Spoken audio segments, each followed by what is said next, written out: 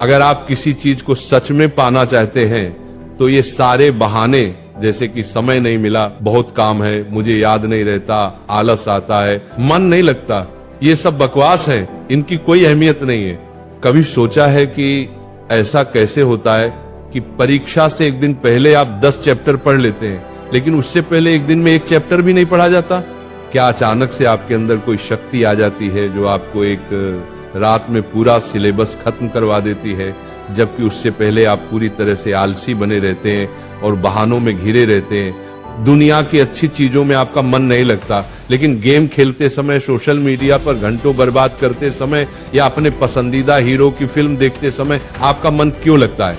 सच तो यह है कि मन का न लगना सिर्फ एक बहाना है, जिसे आपने अपने भविष्य की विफलता को सही ठहराने के लिए बनाया है।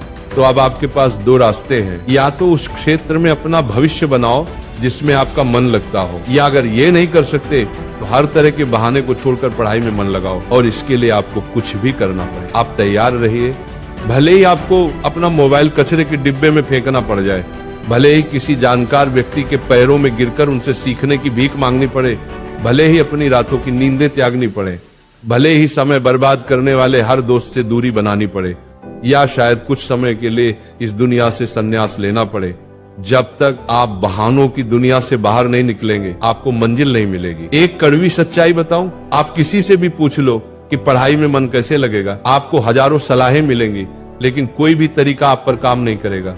आपके लिए वही तरीका काम करेगा जो आप खुद से निकालेंगे। अगर कोई आपसे कहता है कि सारे सोशल मीडिया प्लेटफॉर्म छोड़ दो, मोबाइल यूज करना बंद कर दो, तो क्या आप ऐसा कर पाएंगे? क्या सिर्फ मोबाइल ही है जो आपका ध्यान भटकाता है? नहीं, सबसे पहले ये समझना जरूरी है कि आपका ध्यान भटकता कहाँ है। जवाब है, हर वह चीज जिसमें आपको मजा आता है वो आपका ध्यान पढ़ाई से खींच लेती है। जब बिना मेहनत के मजा मिलने लगे तो दिमाग तो भटकेगा ही। हमारा दिमाग ऐसा ही है।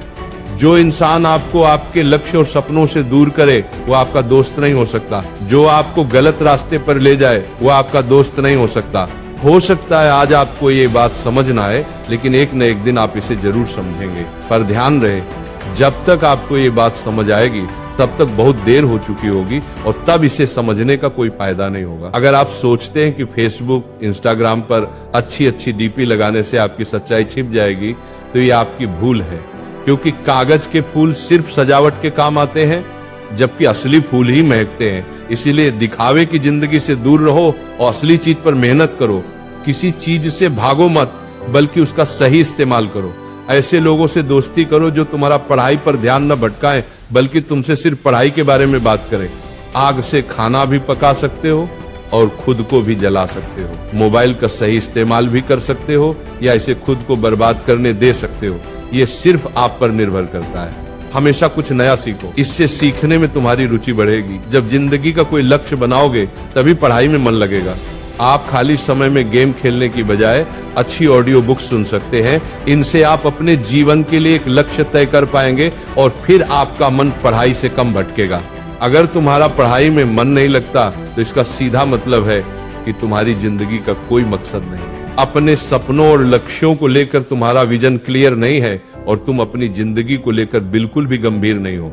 अगर तुम वाकई चाहते हो कि तुम्हारा मन पढ़ाई में लगे, तो सबसे पहले अपनी जिंदगी का एक लक्ष्य तय करो। अपने दिमाग में ये बात बिल्कुल साफ कर लो कि तुम्हें जिंदगी में क्या करना है, क्या पाना है, और फिर उसे पाने के लिए एक योजना बनाओ।